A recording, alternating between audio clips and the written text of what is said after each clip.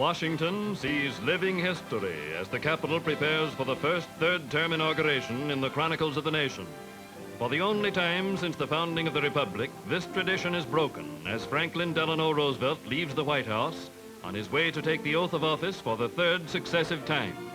The sun shines bright as if to cast a good omen on what his opponents brand a dangerous innovation.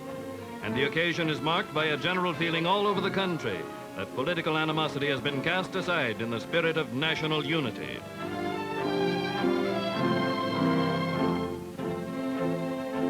All space around the Capitol is packed as Roosevelt's running mate, Henry A. Wallace, is sworn in by the retiring Vice President, John Nance Garner. Then President Roosevelt takes the oath. I, Franklin Delano Roosevelt, do solemnly swear that I will faithfully execute the office of President of the United States and will, to the best of my ability, preserve, protect, and defend the Constitution of the United States. So help you God. So help me God.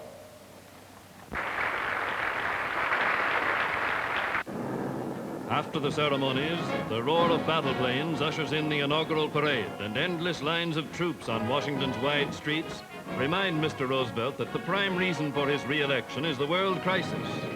The campaign was hard fought, and through it all ran the constant threat that America might have to fight to protect her way of life. Voters felt that Mr. Roosevelt knew how to handle foreign problems, asked themselves if it were safe to change horses in midstream. But other voters wondered whether the continuance of social reforms here was not even more important than concern over the nation's place in the international scene. And beneath the brave show of national defense in Washington this day lies a realization that this administration's outstanding characteristic has been its effort to improve the lot of the average U.S. citizen.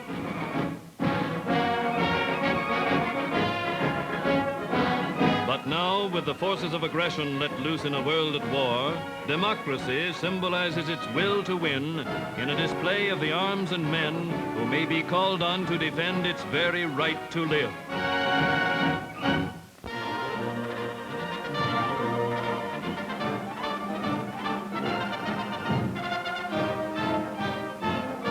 Wendell L. Willkie, America's best-known private citizen, sets out on a one-man mission. He's off for Europe to study England's war needs. I'm going over to England for a few weeks. I'm going to find out all I can about conditions in England.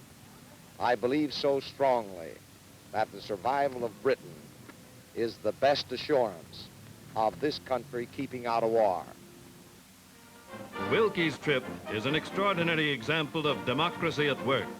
For here is the defeated candidate in one of the hardest-fought presidential campaigns on record, working on his own time to reinforce his conviction that the president's foreign policy is right.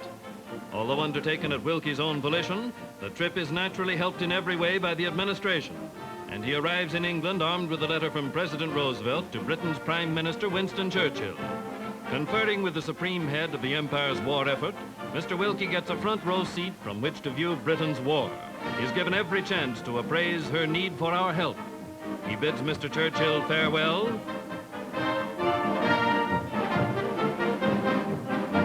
Then he goes to the Labor Ministry, where he talks with Ernest Bevin about Britain's problems of factory manpower.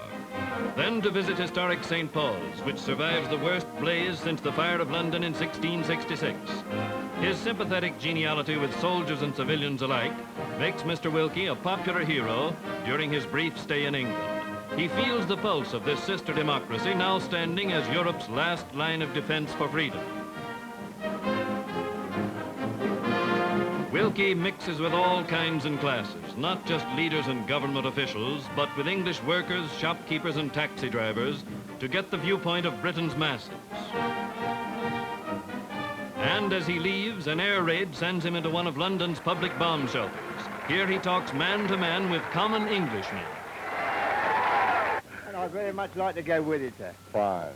But you're going to stay here till this is over, and we're going to help you put it over. Right. I have been through 4 or 5 shelters.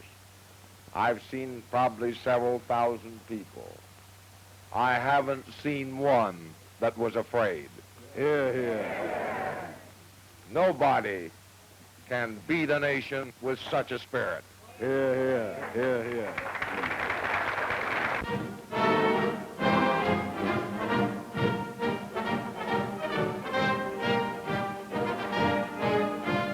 Lord and Lady Halifax board a little fishing steamer with Winston Churchill. Great Britain's Prime Minister is bidding farewell to Lord Halifax, still a cabinet member, but with the extraordinary extra assignment of ambassador to the United States. Halifax transfers at sea to HMS George V, newest capital ship of the Royal Navy.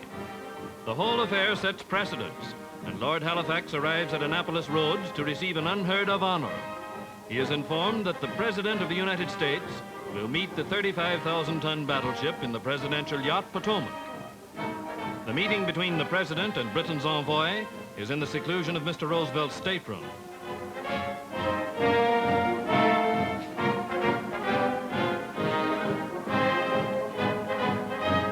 That night, as the presidential yacht arrives, the press joins a welcoming committee of important government officials at the Annapolis Naval Academy dock.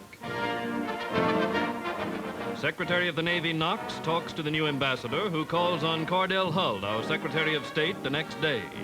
Here, Lord Halifax discusses the formal aspects of his mission, but he puts real feeling into a statement to the American people. The President has done my country the great honor of coming to greet us on arrival, and his action in meeting His Majesty's ship King George V will be tremendously appreciated in Great Britain and in every part of the British Empire.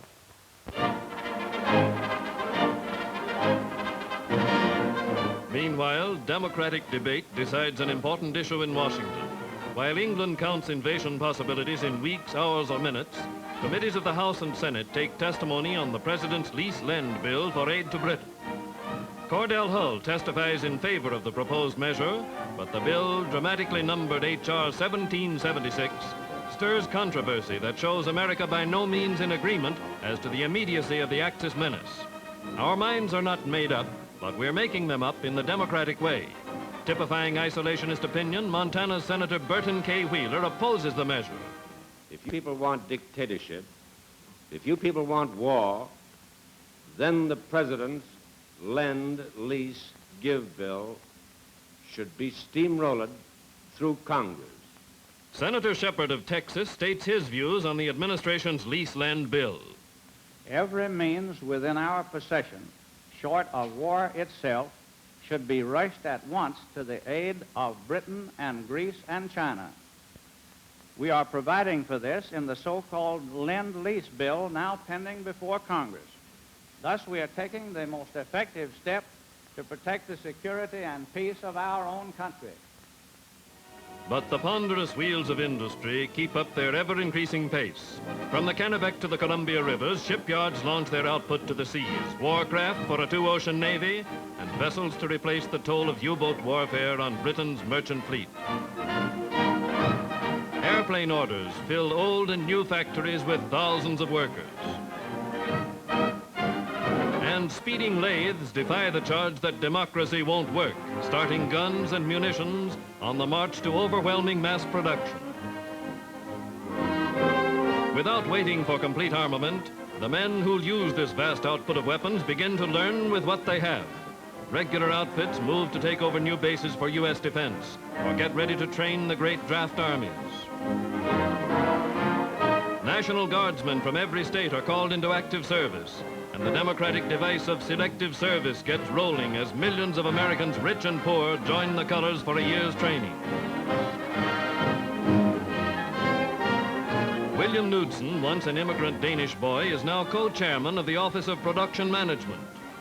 Can't we stop this blackout, this lack of production, from Friday to Monday and get more out of the equipment? We can train the men to operate it. Isn't it possible to put the defense job on a war basis, even if we're at peace? Knudsen strikes the keynote of the very spirit of democracy at work as America puts its shoulder to the wheel, building defense against those who would strike democracy down.